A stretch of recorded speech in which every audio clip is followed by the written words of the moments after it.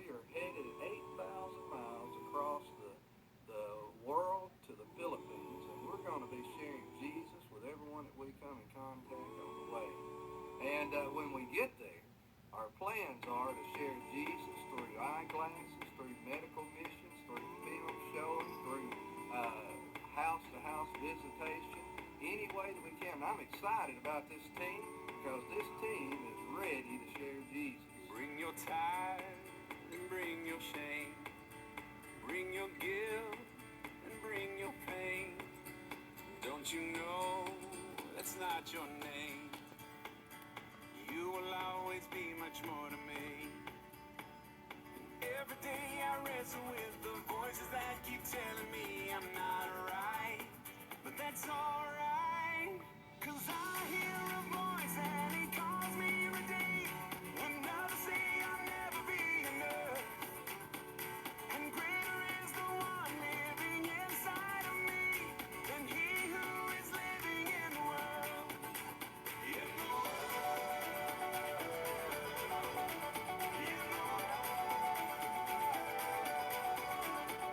And greater is the one living inside of me than he who is living in the world. Hey, I'm Melissa Powell, and we just got back from the Philippine trip, and our travel time was 26 hours altogether. We left the church at like 5:45 a.m. on Thursday morning on January the 28th, and we actually followed daylight the whole way to Japan. It never got dark. Um, the flight, the flights are really rough sometimes. You can't really sleep on them. You're sitting next to a stranger. You don't know who that is, and the food is awful there. So every time we switch planes, we try to grab some fast food in the airport so we wouldn't be starving. So on the long flight, the middle flight is like 13 hours long. You're in the air for that long, so you really have nothing to do but sleep or watch TV, maybe get up and move and walk around the plane, but that's about it. And in the process, my feet were swelling awful on that flight, so by the time I got to the Philippines, my feet were swollen, and they pretty much stayed swollen the whole time. But once we hit the ground, you forget all that because you're there for a purpose. So then we start.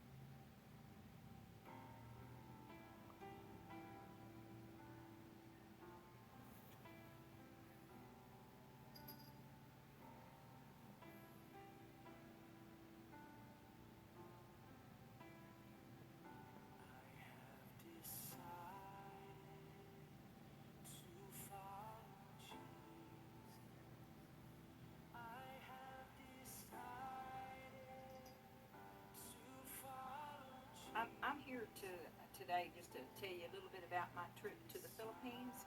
This year was the first time I'd ever gone to the Philippines. I was so excited and to be able to go and do what God wanted me to do. But we get to the Philippines, and this one morning, Sam had decided that he would take us to this village. And not knowing where it was at, I was just right along with them. And I had a few doubts when we started doing a little climbing, but I said, I can do this, I can do this.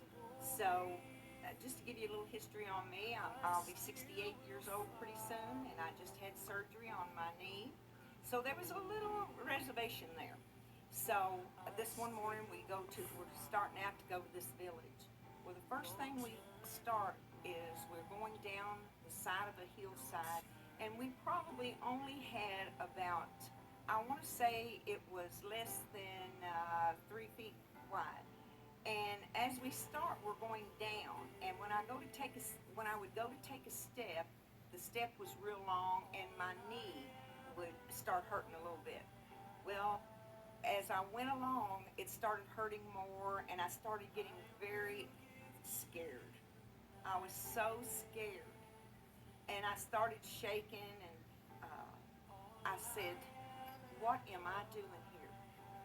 What am I doing on this trip? If I'd have just known that we were going to do this, I wouldn't have come. Surely God wouldn't have wanted me to do this. I know I'm going to fall. And I just kept thinking about falling and just kept thinking about it. But finally, we got down to the bottom of that cliff.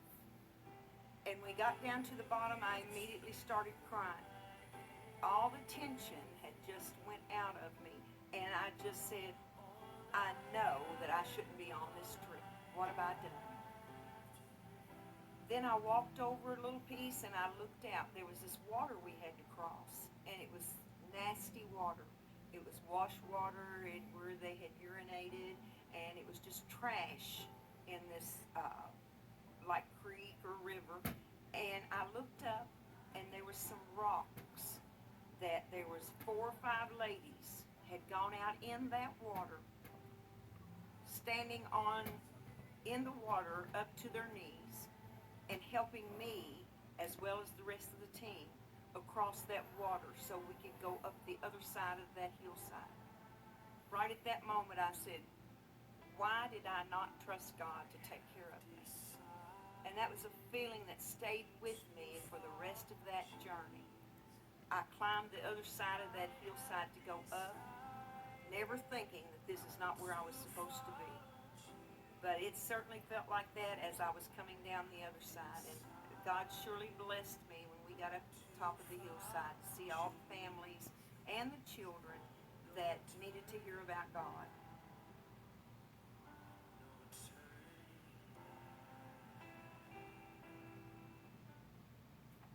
Hey, my name is Brandon. This was my second trip to the Philippines. First time around, we just did clinics and crusades. But this time around, we did evangelism. And I'm not going to lie, even though I was excited about this new challenge, I was nervous because I kind of felt like Moses when he was talking to God in the burning bush when, God commanded him to go tell Pharaoh to let the people go out of Egypt. And because I shared a lot of those same things. I'm not a guy of many words. I'm not a big talker.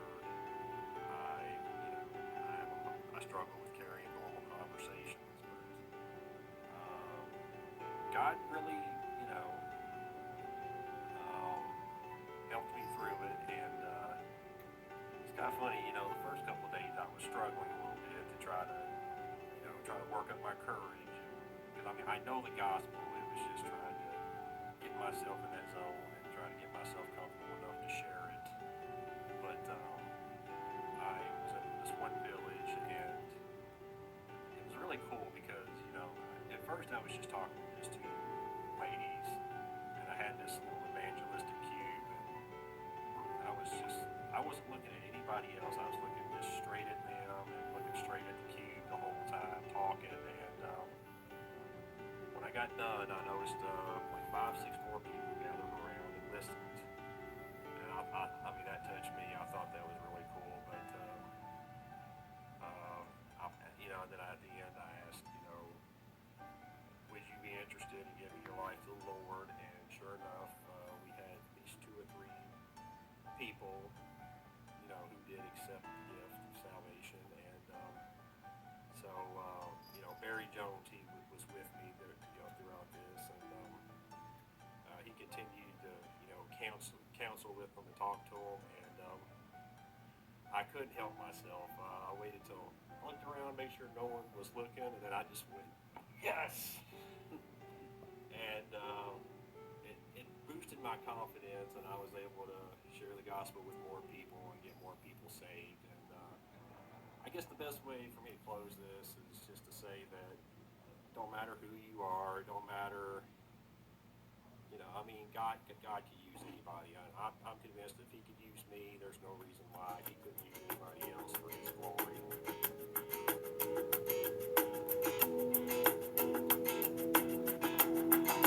To the cross I look, and to the cross I cling. Of its suffering I do drink, of its work I do sing. On it my Savior, both bruised and crushed,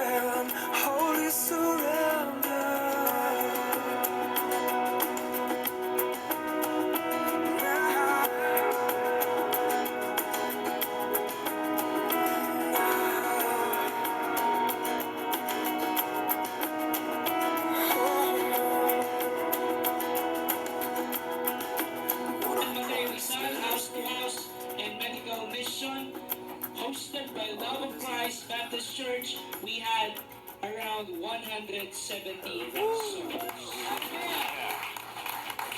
With jet lag and very tired missionaries. Okay, we had it on the first day and the second day. We had it at Sunday, January 31, Marikina City. We had an evangelistic crusade hosted by Love of Christ Baptist Church. We have around 50 souls that evening. On the third day, Monday, we had Monday, February 1, 2006 at Tanay Rizal, Plaza Aldea. We had a medical mission at Evangelical, hosted by Evangelical Christian Baptist.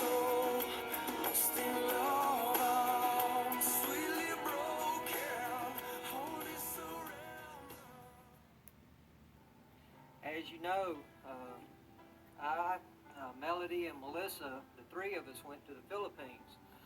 And the whole time, God was telling me to go, and Melody up and wanted to go, and I was telling Melody, we can't afford it.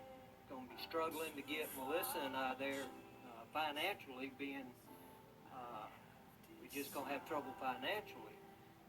Well, all of y'all may not know, but I'm a mechanic, and I pull wrenches all my life. And we have some land down in Mississippi, and I own my own shop, and I acquired some vehicles from labor liens when I was down there. And I had a 79 Ford Bronco that's been sitting down there for, 6 years, that I traded off to do work on a car. They couldn't afford to pay for the vehicle. Well, someone in the church donated $250 to put down on a plane ticket for Melody, and that was my way of saying, okay, God wants her to go on this trip, but Lord, how am I going to do it? Just please, Lord, I'm in your hands. And out of the blue, I don't know how, but a man found this Bronco in the woods 12 miles away from the city, sitting off the road, and called me and wanted to know if it was for sale. And I told him, yeah, it's definitely for sale. And I gave him a price.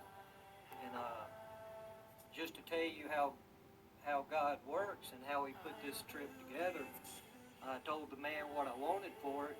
And about a week later, the man called me back and asked me when I can come down there and sign the papers over to him on the Bronco. Needless to say, immediately that weekend went down there before he changed his mind and sold the Bronco. And that paid Melody's trip, and that kind of gave me a little extra funds for when we come home. But my bills overrun the money that I had. And tell you how great God is on top of that, Melissa has a car that she was driving, and I got her another vehicle, and we've been sitting in the driveway for, 8 months, not being driven, and I've been trying to sell it. And we come off this trip, and I'm just begging for work and calling people, trying to put money together, and out of the blue, someone just showed up and bought this car off of us. So if you ever think that God can't provide you for going on a trip, just put your faith in the Lord and just go and do the work of the Lord, and he will provide for you. And I can guarantee you, I'm a living truth. I should have more faith in the Lord than myself. He will provide.